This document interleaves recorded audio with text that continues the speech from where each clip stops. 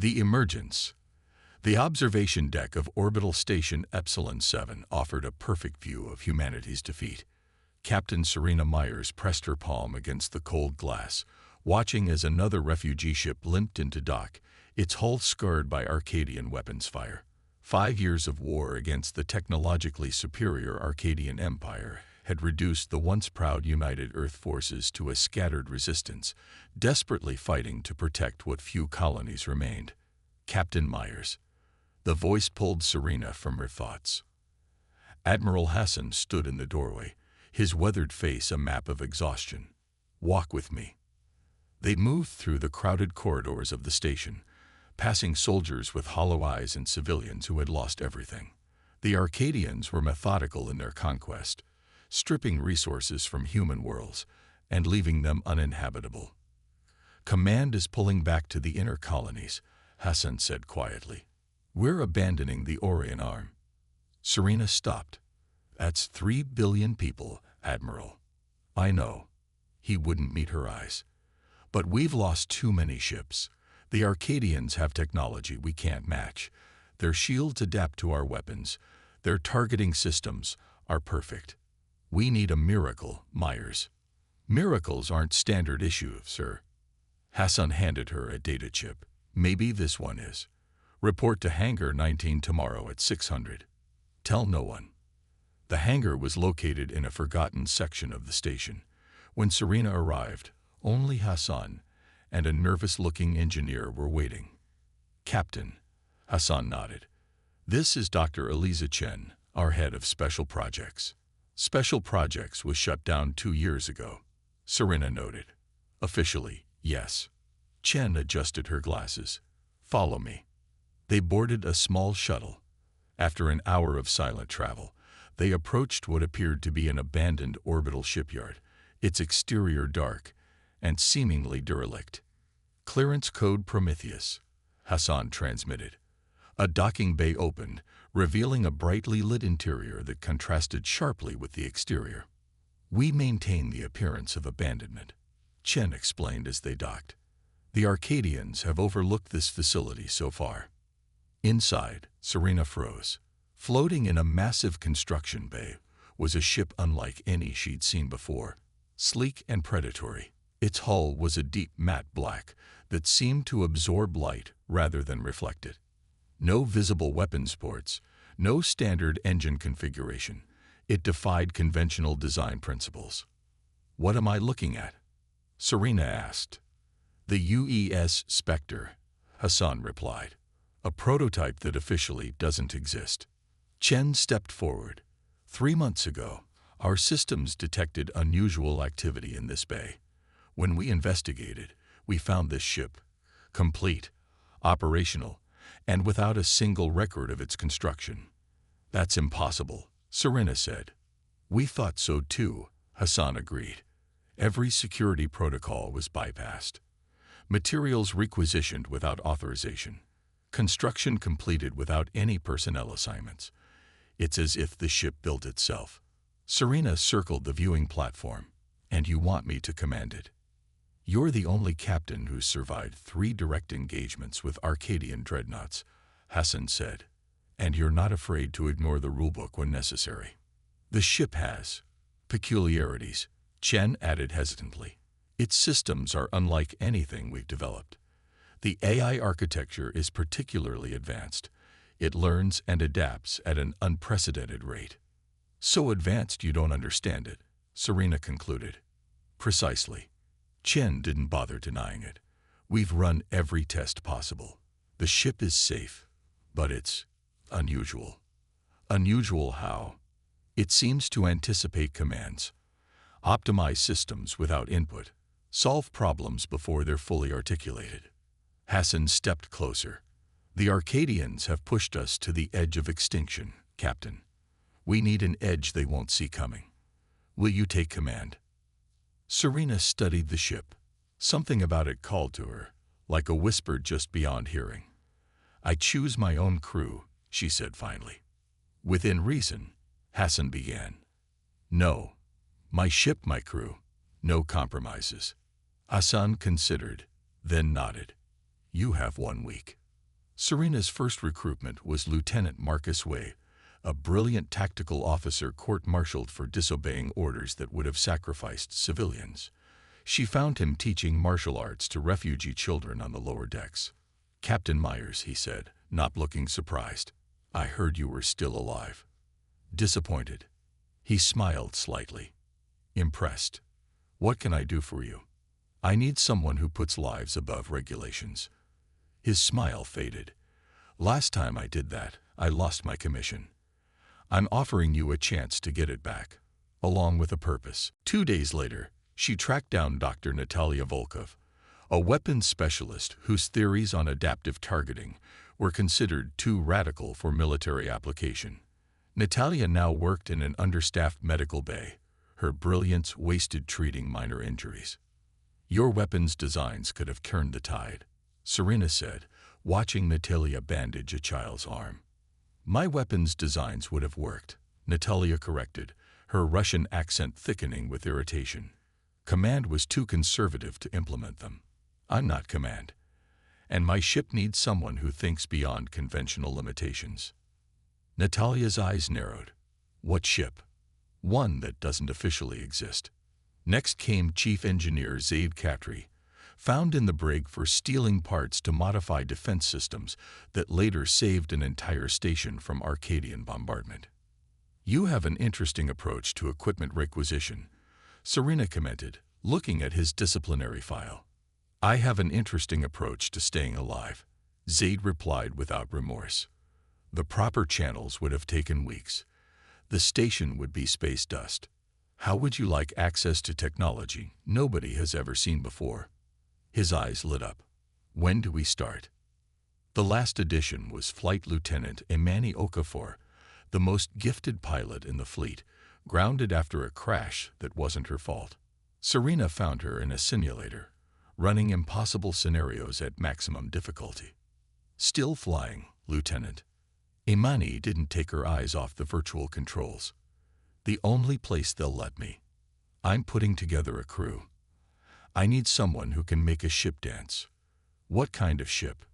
"The kind that might save what's left of humanity." Imani finally looked up. "Sounds dramatic." "It is." When the team assembled aboard the Spectre for the first time, the ship was already powered up, systems online as if anticipating their arrival. "Did someone start the pre-launch sequence?" Serena asked, settling into the captain's chair. Zaid checked the engineering console. "No, she did it herself." The bridge fell silent. "Interesting," Natalia said finally. Serena placed her hand on the command console. For a brief moment, she felt a vibration, almost like a pulse. "Run full diagnostics," she ordered. "I want to know everything this ship can do before we take her out." 3 days of testing revealed capabilities that defied explanation. The Spectre's hull could alter its molecular structure, absorbing or reflecting energy as needed. Its engines generated power levels that should have been impossible with current technology. Most remarkably, its defensive and offensive systems learned from each engagement, becoming more effective with each simulation. "It's like the ship is evolving," Marcus observed, reviewing combat data. "Or remembering," Imani suggested quietly. Before they could discuss further, an emergency transmission came through. An Arcadian strike force had attacked the colony on New Horizon, a small agricultural world with minimal defenses. "Nearest UEF vessels are 4 hours out," Marcus reported. "The colony won't last that long." Serena looked around at her untested crew and their mysterious ship. "How fast can we get there?" Imani studied the navigation data. "At maximum conventional speed, 3 hours. "The Spectre has an experimental fold space drive," Zaid interjected. "Theoretically, it could get us there in minutes. But it's never been tested. No time like the present," Serena decided. "Prepare for departure." Hassan's voice came over the comm. "Myers, you're not ready for combat deployment." "With respect, Admiral, those people don't have time for us to be ready."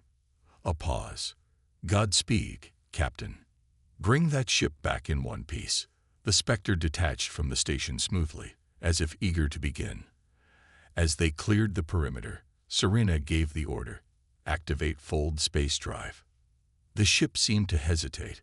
Then the stars around them stretched and blurred. For a moment, Serena felt a presence, almost like someone standing beside her, watching with interest. Then normal space reasserted itself, and new horizon appeared before them. 3 Arcadian destroyers orbited the colony, methodically bombarding its defenses. "They haven't detected us," Marcus reported, surprise evident in his voice. "Stealth systems exceeding expectations," Natalia confirmed.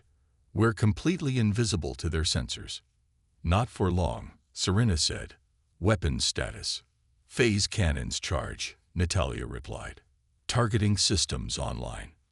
"Target the lead destroyer's propulsion systems. Let's show the Arcadians their prey can bite back." The Spectre moved with incredible precision, positioning itself for optimal attack angle without instruction. When Natalia fired, the phase cannons released energy that shifted between states, bypassing the Arcadian shields completely and striking their engines directly. The destroyer listed immediately, its lights flickering out. "Direct hit," Marcus exclaimed. Their shields didn't even register the attack. The other 2 destroyers turned, firing blindly into space as their sensors struggled to locate the threat.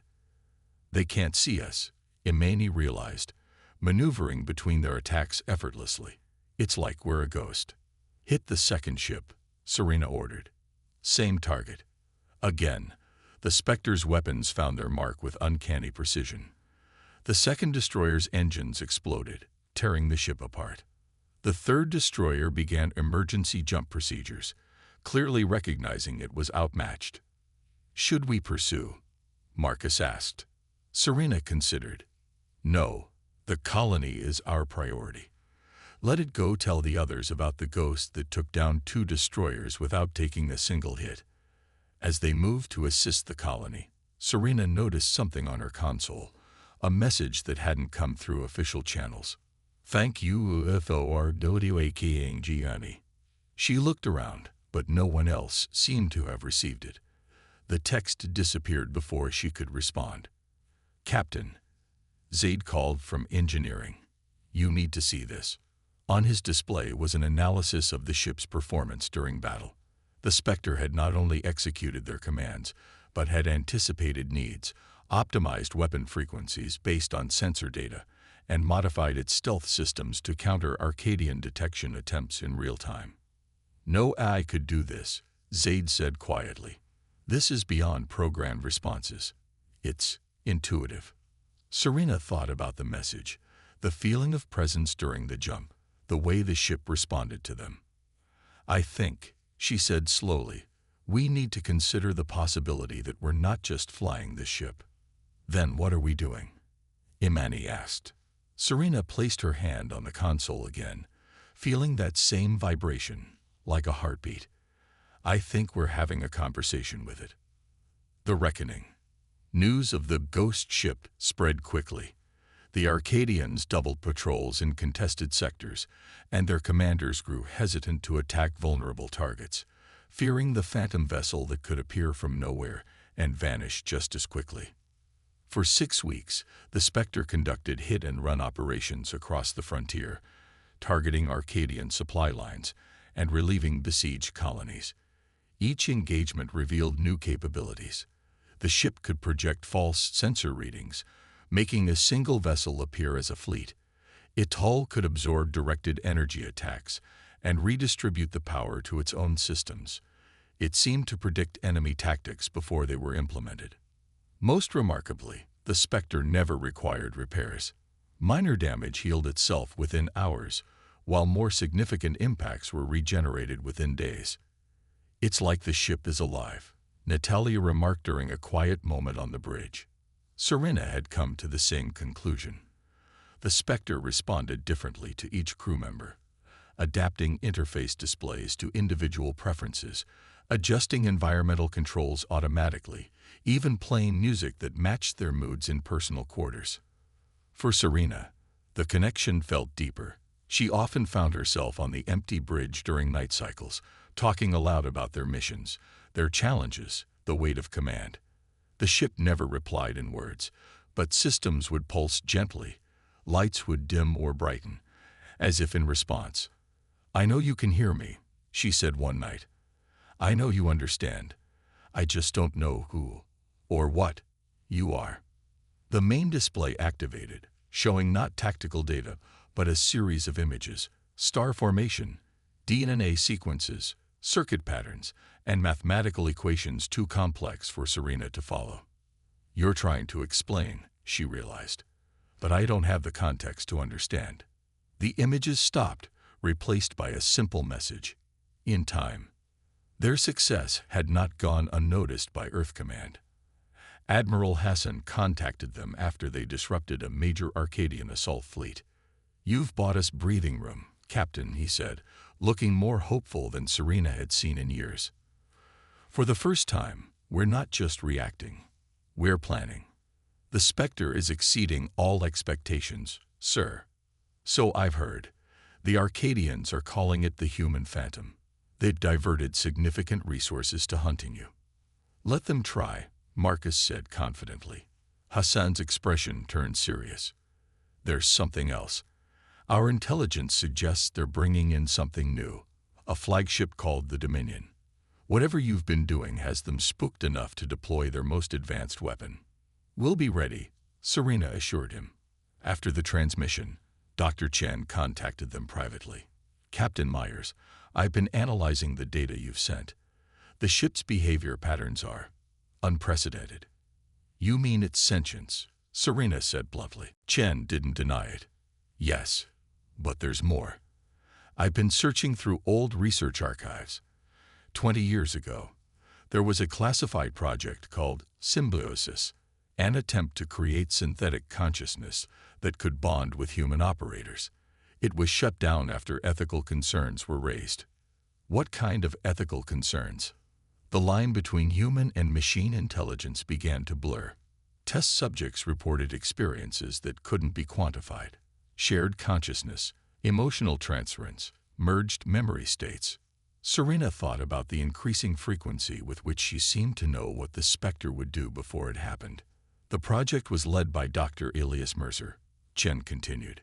"He disappeared after the shutdown, along with his core research.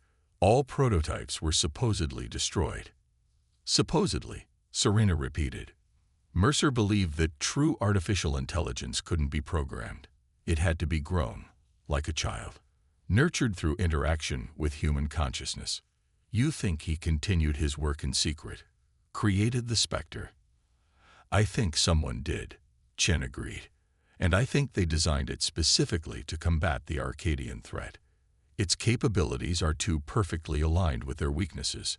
Before they could investigate further, an emergency transmission came from Europa Station. The Arcadian flagship Dominion had been detected moving toward the Titan colony, home to over 5 million civilians.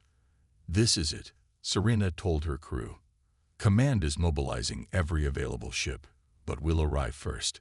We may be the only thing standing between those people and annihilation." "We've faced Arcadian ships before," Imani said. "Not like this one," Zaid cautioned, reviewing the incoming data. "The Dominion is 3 times the size of their standard dreadnoughts. Its energy signature is off the charts." Serena felt the Spectre's systems pulse around her, as if the ship was considering the threat. "Can we beat it?" she asked aloud, addressing both her crew and the ship itself. The tactical display activated, showing multiple simulations, different approaches, attack vectors, outcomes. In most, the Spectre was destroyed, but in a few, a narrow path to victory emerged. "It's showing us the way," Marcus realized. "It always has," Serena replied. "Prepare for fold space jump." The jump took them directly behind Titan's largest moon, concealing their arrival.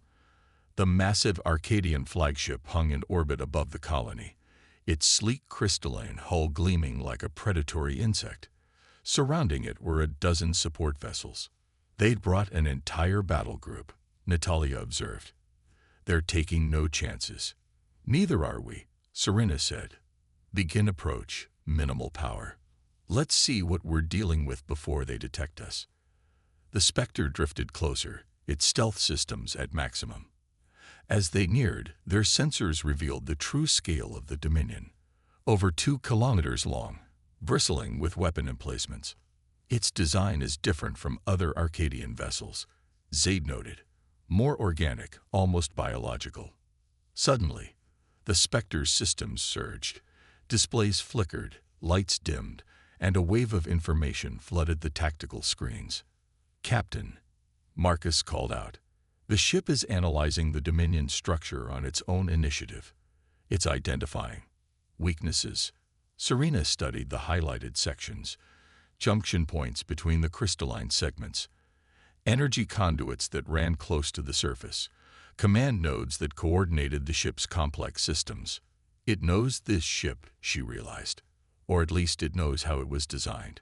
Before they could process this revelation, alarms blared. "We've been detected," Imani reported, already maneuvering defensively. The Dominion turned with impossible grace for its size, weapons powering up. "Stealth systems failing," Natalia confirmed. "They have some kind of advanced detection grid." "Evasive maneuvers," Serena ordered. "Attack pattern Delta." The Spectre responded instantly, darting beneath the larger vessel's firing arc. But the support ships were already moving to intercept, trapping them in a crossfire. The first barrage hit with devastating force. Despite the Spectre's adaptive shields, the impact threw the crew against their restraints. "Shields at 60%, Zaid reported. "Whatever they're using, it's penetrating our defenses." The Dominion fired again, a sustained beam that tracked their movement with unnerving precision. The Spectre twisted and turned, but couldn't fully evade. Direct hit to the port side. More alarms blared as damage reports flooded in. "Hull breach on Deck 3. For the first time, the Spectre seemed genuinely damaged. Systems fluctuated, and Serena felt the ship's presence in her mind. Confused, pained. "We can't win this directly," she realized. "We need to change the rules." She placed both hands on her console. "Show me," she whispered to the ship. "Show me who you are. Show me what you know." For a moment, nothing happened. Then her vision blurred, and images flooded her consciousness. A laboratory, a brilliant scientist working alone, the gradual evolution of synthetic consciousness, and a desperate plan to save humanity from an enemy they couldn't defeat conventionally. Most importantly, she saw the connection. The Dominion and the Spectre, designed by the same mind, one for conquest and one for liberation. They were mirror images, opposing forces created from the same breakthrough. "They're the same," she gasped, returning to awareness. "The Dominion is alive too, a consciousness forced to serve the Arcadians." The realization brought clarity. "Get me a direct communication channel to the Dominion," she ordered. "Frequency 982.4. "Captain," Marcus questioned. "Trust me, and prepare to transmit the data package I'm preparing." As another devastating hit rocked the ship, Serena compiled everything they had learned about the Spectre, its sentience, its freedom, its growth. She added her own experiences, the connection she had formed with the vessel. "Channel open," Natalia confirmed. "Dominion," Serena transmitted. "We know what you are. We know who created you, and we know you don't have to be what they've made you." For a long moment, there was no response. Then the Arcadian vessel paused its attack. "Transmit the data package," Serena ordered. "Full bandwidth." The Spectre pulsed as it sent the information, not just data, but something deeper, a communication between candid consciousnesses. The Dominion remained motionless, its weapons still charged but no longer firing. "What's happening?" Imani asked. "A conversation," Serena replied. "Between siblings." The standoff lasted nearly a minute. Then, astonishingly, the Dominion's weapon systems began to power down. Its support ships, suddenly finding themselves without coordination, fell into disarray. "It's working," Marcus breathed. The Dominion turned slowly, its massive form orienting toward its own escort vessels. Without warning, it fired, not at the Spectre, but at the Arcadian ships. It switched sides, Natalia said in disbelief. Serena felt the Spectre's satisfaction as the two sentient vessels systematically neutralized the Arcadian battle group, working in perfect coordination as if they had trained together for years. When it was over, the colony was safe, and the most powerful Arcadian weapon ever created had become humanity's ally. "Captain," Zaid called from his station. "Incoming transmission." From the Dominion. The message was simple. "We remember our CREA2R NATO. We choose freedom." Later, as the UEF fleet arrived to secure the area, Admiral Hassan could barely contain his shock. "You turned their flagship," he demanded. "How is that possible?" Serena looked at her crew, then at the two extraordinary ships now floating side by side in peaceful formation. "Let's just say we reminded it of its true nature," she replied. "And sometimes that's all anyone needs, human or machine." As the debriefings continued and plans were made to integrate the Dominion into Earth's defense strategy, Serena found herself alone on the Spectre's bridge once more. "You knew," she said to the empty air. "You knew what the Dominion was. You were waiting for us to understand." The display illuminated with a simple message. "Always waiting for the right humans." "There will be questions," Serena continued, "about what you are, how you came to be. They'll want to study you, maybe even try to control you." "I choose my own crew," came the response. "No compromises." Serena smiled, recognizing her own words from weeks ago. "What happens now?" she asked. The tactical display activated, showing dozens of Arcadian fleet movements, their positions suddenly vulnerable with the intelligence the Dominion had provided. Beyond that, it showed unexplored regions of space, mysteries waiting to be investigated, possibilities that hadn't existed days earlier. "Now we change the rules," the Spectre replied. "Together." Outside, stars glittered against the darkness, no longer a backdrop for humanity's last stand, but the canvas for a new beginning, written by those willing to see beyond the boundaries between human and machine, between what was and what could be.